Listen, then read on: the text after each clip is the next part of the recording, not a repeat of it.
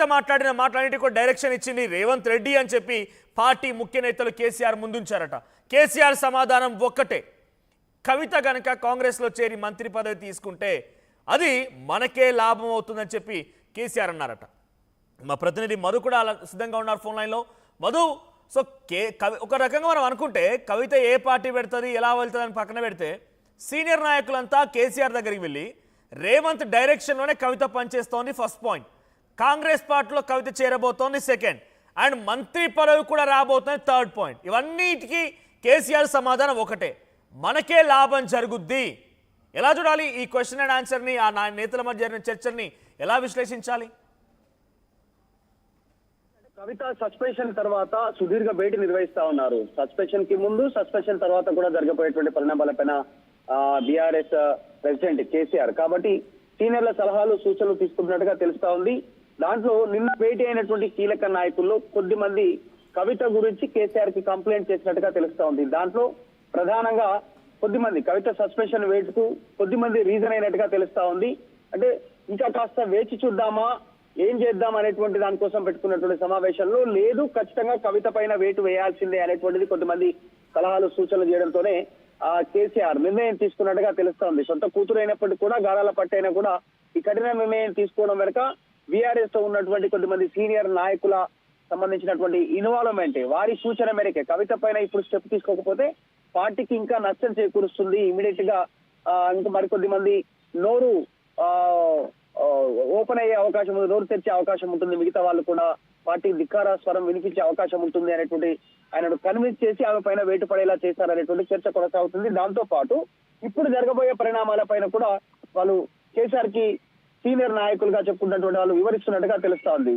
Future లో కవిత కాంగ్రెస్ పార్టీలో చేరే అవకాశం ఉంది అని కేసీఆర్ కే బీఆర్ఎస్ పార్టీ సీనియర్ నాయకులు చెప్తున్నట్టుగా తెలుస్తా ఉంది.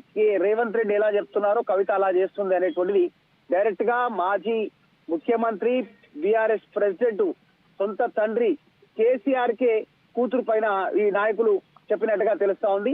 సో జరుగుతున్న పరిణామాలను అయితే కేసీఆర్ గమనిస్తున్నారు, ఏం జరుగుతుంది అనేటువంటిది. నిజంగా కవిత కాంగ్రెస్ లోకి వెళ్లే అవకాశం ఉంటుందా అంటే టెక్నికల్ గా పొలిటికల్ సర్కిల్లో వేరే వెర్షన్ కూడా వినిపిస్తుంది, అంత ఈజీగా వెళ్లే అవకాశం ఉండకపోవచ్చు. దాంతో పాటు ఈ కుటుంబంలో నుంచి ఒకరికి రేవంత్ రెడ్డి మంత్రి పదవి ఇచ్చేటువంటి అవకాశం ఉండకపోవచ్చు అనేటువంటి మరొక చర్చ కూడా ఉంది. మధు, ఇక్కడ కాంగ్రెస్ పార్టీలో చేరుతారా, మంత్రి పదవి వస్తుందా, ఇవన్నీ కూడా మనం మాట్లాడదాం. బట్ బిఫోర్ దాట్, అందులో చేరితే మనకే లాభం అనేటువంటి కేసీఆర్ సమాధానానికి ఏంటి, ఇదని రాజకీయ చాణక్యత ఉందా?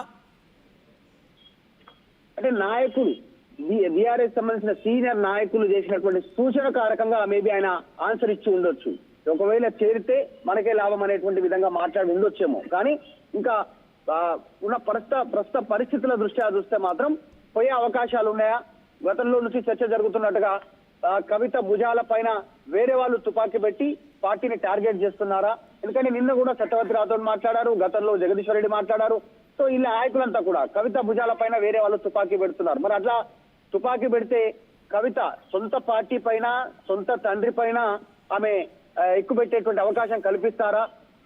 సో రకరకాల ఈక్వేషన్ చర్చ అయితే కొనసాగుతా ఉంది. ఒకటి మాత్రం స్పెక్యులేషన్ మొదటి నుంచి ఒకటి ఉంది, కవితతో రేవంత్ రెడ్డి మాట్లాడిస్తా ఉన్నారు, ఆమె కాంగ్రెస్ లోకి వెళ్లేటువంటి ప్రయత్నం చేశారు, వెళ్తే మంత్రి పదవి ఇవ్వనున్నారు అనేటువంటి చర్చ పొలిటికల్ సర్కిల్లో గతంలో నడిచింది. దాన్ని కవిత ఖండించారు. కాంగ్రెస్ లోకి వెళ్లే పరిస్థితి లేదు, అదే మునిగిపోయే నావా, దాంట్లోకి పోయే పరిస్థితి సిచ్యువేషన్ లేదు అంటూ స్టేట్మెంట్ చేశారు. సో తెలంగాణ అస్తిత్వాన్ని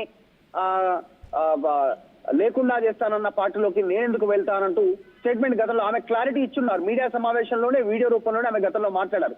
కానీ బీఆర్ఎస్ సీనియర్ నాయకులు మాత్రం కేసీఆర్ కి ఆమె రేవంత్ రెడ్డితో టచ్ లో ఉంది, కాంగ్రెస్ కు వెళ్తారు, మంత్రి పదవి తీసుకుంటారని చెప్తుండడం పైన కేసీఆర్ రియాక్షన్ ఆ రకంగా ఉన్నట్టుగా ప్రచారం జరుగుతా ఉంది. చూడాలి ఏది అనేటువంటిది. మధ్యాహ్నం 12 తర్వాత ఒక క్లారిటీ వచ్చే అవకాశం ఉంది. రైట్ మధు, ఇంకోవైపుగా నిజంగానే కాంగ్రెస్ పార్టీ ఆలోచన చేస్తుంది అనుకోవాలా? అంటే సీనియర్లంతా కూడా అటు మాజీ ముఖ్యమంత్రి బీఆర్ఎస్ అధినేత కేసీఆర్కు ఈ విషయాన్ని వెల్లడించారు, రేవంత్ డైరెక్షన్లో పనిచేస్తోంది, కాంగ్రెస్లోకి వెళ్తుంది, మంత్రి పదవి వస్తుంది, ఈ రకంగా మాట్లాడుతున్నారు. కాబట్టి కాంగ్రెస్ నిజంగా ఆలోచనతో ఉందా? నిజంగా కవిత వస్తానంటే ఆహ్వానించడానికి సిద్ధంగా ఉందా? కవిత వచ్చే అవకాశాలు ఉన్నాయా? ఏమైనా రాజకీయంగా చర్చ జరుగుతోందా? ఎగ్జాక్ట్లీ నేను గాంధీ భవన్ లో ఆర్టీవీతో పిసిసి చీఫ్ మహేష్ కుమార్ గౌడ్ మాట్లాడారు. ప్రత్యేకంగా మాట్లాడుతూ ఆయన ఒక స్టేట్మెంట్ చేశారు. ఎట్టి పరిస్థితుల్లో కవితను తీసుకునేటువంటి అంశం లేదు, పార్టీలోకి ఆహ్వానించము మేము, మాకు అవసరం లేదు ఇప్పుడున్న పరిస్థితుల్లో. ఇంకోటి వాళ్ళ పార్టీలో జరుగుతున్నటువంటి అది అంతర్గత వ్యవహారం, ఆమె సస్పెన్షన్, ఆమె చేస్తున్న వ్యాఖ్యలు అదంతా కూడా వాళ్ళకి సంబంధించినటువంటి వాటాల పంచాయతీ, మాకు సంబంధం లేదు, కవితను మేము తీసుకోమంటూ స్టేట్మెంట్ చేశారు. ఒక్క కవితనే కాదు, ఆల్రెడీ నిన్న రామచంద్రరావు కూడా బీజేపీ అధ్యక్షుడు రెస్పాండ్ అయ్యారు. మేము కవితను చేర్చుకోము పార్టీలో, అవినీతి పరులకు మా పార్టీలో స్థానం లేదు అంటూ ఆయన స్టేట్మెంట్ చేశారు. ఇటు పిసిసి చీఫ్ ఈయన క్లారిటీ ఇచ్చారు. గతంలో కూడా నేను బ్రతికున్నంత వరకు, అంటే నేను ముఖ్యమంత్రిగా ఉన్నంత వరకు కాంగ్రెస్ పార్టీలోకి బీఆర్ఎస్ అంటే కేసీఆర్ కుటుంబ సభ్యులకు నో ఎంట్రీ అని రేవంత్ రెడ్డి కూడా గతంలో చెప్పారు. సో ఇవన్నీ చూస్తా ఉంటే సీనియర్స్ ముఖ్యమంత్రి, మాజీ ముఖ్యమంత్రి కేసీఆర్ కు చెప్పినటువంటి అంశాల పైన చర్చ కొనసాగుతుంది. ఏది నిజమో ఏది అనేటువంటి కొన్ని రోజుల్లో తేలే అవకాశం ఉంది. కానీ ప్రస్తుతం మాత్రం చర్చ అయితే కొనసాగుతా ఉంది. ఇప్పుడున్న పరిస్థితుల్లో కుటుంబంలో నుంచి, కేసీఆర్ కుటుంబంలో నుంచి ఒకరిని కాంగ్రెస్ తీసుకునేటువంటి అవకాశం ఉండొచ్చు, ఉండకపోవచ్చు. పొలిటికల్ ఈక్వేషన్స్ మనం గమనిస్తే మనకున్న అవగాహన ప్రకారం కూడా. సో కాబట్టి ఇప్పటికిప్పుడు కాంగ్రెస్ కు పెద్ద లాభమయ్యే అవకాశం కూడా ఏమి ఉండకపోవచ్చు కవితను తీసుకోవడం వల్ల, ఆహ్వానించడం వల్ల. కాబట్టి కవిత కూడా ఆమె క్లారిటీ ఇచ్చారు పోనాని, నేను ముఖ్యమంత్రిగా ఉన్నంత వరకు కాంగ్రెస్ లోకి కేసీఆర్ కుటుంబ సభ్యులకి ఎంట్రీ లేదంటూ స్టేట్మెంట్ చేశారు. పిసిసి చీఫ్ క్లారిటీ ఇచ్చారు. సో ఏం జరుగుతుందో చూడాలి. సీనియర్లు ఎందుకు రేవంత్ రెడ్డితో టచ్ లో ఉండేటువంటి అంశాలను ఎందుకు చెప్పారు, దానికి ఉన్న ఆధారాలు ఏంటనేటువంటి కూడా వారు కేసీఆర్ తో చర్చించే అవకాశం ఉంది. మొత్తానికి మాత్రం జరుగుతున్న పరిణామాలపైన కేసీఆర్ నిశ్చితంగా పరిశీలిస్తా ఉన్నారు. ఏం చేయనున్నారు next Kavitha. Right, thank you Madhu. So మొత్తం మీద కవిత విషయం పైన కేసీఆర్ కంటిన్యూస్ గా ఎప్పటికప్పుడు పార్టీ సీనియర్ నేతలతో, ముఖ్య నేతలతో భేటీ అవుతున్నారు, ఎప్పటికప్పుడు సమాచారం ఆరా తీస్తున్నారు. అసలు కవిత ఎందుకు ఇలా చేసింది, తను ఏం చేయబోతోంది, కొత్తగా పార్టీ పెడుతుందా, కాంగ్రెస్లోకి వెళ్తుందా, ఇవన్నీ విషయాలపై ఆరా తీస్తున్న క్రమంలో కేసీఆర్కి సీనియర్ నేతల నుంచి ఒక సెన్సేషన్ విషయాలు వెల్లడించబడ్డాయి. వారంతా కూడా సెన్సేషన్ విషయాలు చెప్పుకొచ్చారు. దాంట్లో మొదటిది, కవిత మొత్తం కేసీఆర్ విషయంలో రేవంత్ డైరెక్షన్నే పాటిస్తోంది, రేవంత్ డైరెక్షన్లోనే కవిత పనిచేస్తోంది. ఫస్ట్ పాయింట్ అయితే కాంగ్రెస్ పార్టీలోకి వెళ్తోందనేది second point. And third point వచ్చేసి మంత్రి పదవి కూడా వస్తుందనే విషయాన్ని, ఈ మూడు అంశాలని కేసీఆర్ ముందు పార్టీ సీనియర్ నేతలు ఉంచే ప్రయత్నం చేశారు. అయితే ఈ మూడు అంశాలకి సమాధానం కేసీఆర్ ఒకటే చెప్పుకొచ్చారు, వెళ్ళనివ్వండి, మంత్రి పదవి వస్తే మనకే లాభం అని చెప్పుకొచ్చారట. మరి దీని వెనుక ఏంటి, ఎటువంటి ఉద్దేశాలు ఉన్నాయి, మరి ఏ రకంగా తను మాట్లాడుకొచ్చారు, సో నిజంగా అది జరుగుతుందా లేదని మాత్రం చూడాల్సిన అవసరం అయితే ఉంది.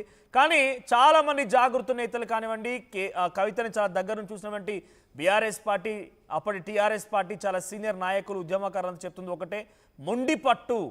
తను డెఫినెట్గా కేసీఆర్ అంటే కేసీఆర్ కంటే గజం ఉండి, సో ఎవరి దగ్గర ఉండాలి, ఒకరి కింద అణిగిమెనిగి ఉండాలనే రకంగా మనస్తత్వం ఉన్న వ్యక్తి కాదు. సో ఒక పార్టీలోకి వెళ్ళే అవకాశం అయితే అంతకంటే లేదని చెప్తూ ఉన్నారు.